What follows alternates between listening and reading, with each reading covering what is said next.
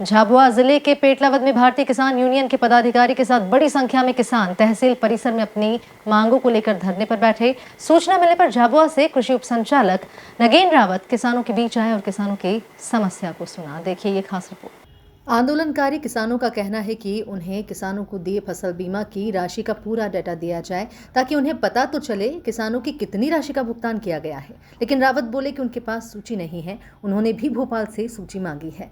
किसानों ने वहीं टेबल लगाकर समस्या सुनने का कहा तो रावत उल्टे पैर लौट गए। यहां तक बैठक का हवाला देते हुए मीडिया से भी बात नहीं की। लगातार धरने के बाद अब धरना समाप्त हो रहा है। किस तरह से आपकी मांगे मानी गई? हमारी जो शुरू से वही 13 तारीख को हमने एक आवेदन ज्ञापन दिया था, उसमें हमने मांग करी थी कि जो हमारे यहाँ पेटला क्षेत्र में जो पूरे झाबुआ जिले में जो क्षेत्र छूट गए हैं बीमा क्लेम से, जिनको बीमा राशि नहीं मिली है, उनको लेकर हमने जानकारी मांगी थी प्रशासन से, जो राजस्व विभाग है उनसे। तो उन्होंने 13 तारीख को बोला था कि सोमवार के दिन आप पूरी जो पूरा बायोडाटा जो है इसका बीमा क्लेम का किन किन गांव में सर्वे और इनका पूरा मिल जाएगा। लेकिन आज सुबह से कोई सर्वे रिपोर्ट या इसकी कोई जानकारी हमको नहीं मिली। डीडीए साहब आए जो वहाँ हम तहसील पे धरने पर बैठे थे, उस वक्त सिर्फ 2.5 मिनट आए और उन्होंने बोला कि 19 करोड़ ऊपर आए, लेकिन हमारे पास कोई भी प्रूफ नहीं है कि कहाँ डला है। तो बिना कागजी कार्रवाई से कैसे पेमेंट डली है? और कुछ क्या बहुत सारे किसान छूटे हुए हैं। फिर BSNL ऑफिस भी पहुंचे थे, फिर उसके बाद अचानक प्रशासन सुनवाई नहीं हो रही थी ना, इतनी देर से सुबह से बैठे थे। जब हम टावर पे चढ़ने का निर्णय लिया उसके बाद में मतलब 11 बजे से हम तहसील में बैठे थे। 4-5 घंटे तक कोई सुनने को नहीं है। उसके बाद में हमने निर्णय लिया, जैसे ही टावर की बात करी और सभी हरकत में आया, उसके बाद में हमारी बात थोड़ी सी सुनने के लिए कोई आया यहाँ। क्या मांगे मानी?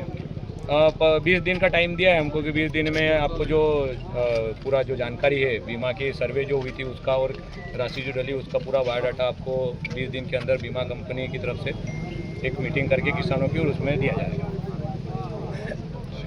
कि हमें खाली वाली वो डाटा दे जो बीमा एक तो हुआ है, अगर किन किन किसान का हुआ, कितना कितना पैसा कटा है। दूसरा ये कि अगर बीमा हुआ है तो आपने पिछली बार जो फसलें खराब हुई थी उसका पंचनामा बनाया था, पंचनामा हमें दे। और तीसरा ये कि अगर एक गांव में मिला और एक गांव में नहीं मिला तो ये कारण क्या है, ये हमने डाटा मांगा।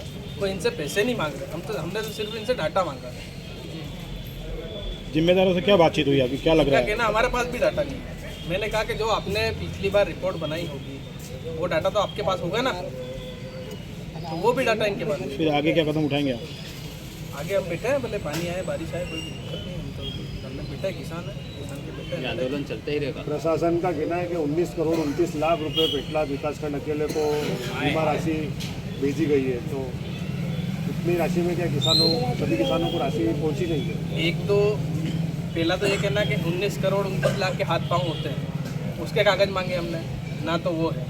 और 19 करोड़ 29 लाख आए तो सब किसानों को पैसा कितना है, किसी को 19 रुपये, किसी को कितना ऐसा पैसा आ रहा है। अगर मेरा ये कहना है कि अगर बीमा मिला है तो सबको मिलना चाहिए। और अपन ने तो ये कहा कि आप कह रहे हैं ना 19 करोड़ का कोई तो डाटा दे हमको कि ये डाटा है कहाँ। इसके बाद तहसील परिसर में किसान नारेबाजी करते रहे।